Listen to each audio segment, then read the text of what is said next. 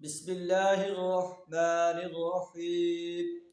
اللهم صل على محمد وعلى آل محمد وبارك وسلم.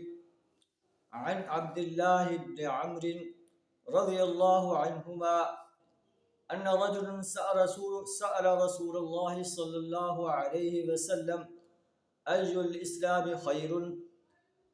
قال: تطعم الطعام وتقرأ السلام على من عرفت ومن لم تعرف۔ حضرت عبداللہ بن عمر رضی اللہ تعالیٰ عنہ روایت کرتے ہیں کہ ایک آدمی نے نبی صلی اللہ علیہ وسلم سے سوال کیا: اے نبی صلی اللہ علیہ وسلم، ای الاسلام خیر؟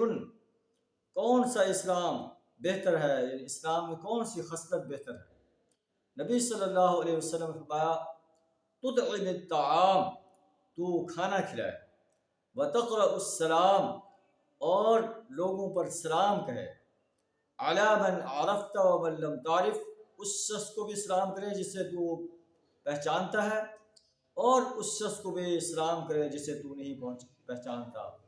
یہ چیزیں جو ہے اسلام کی بہترین خصوصیات میں سے ہیں۔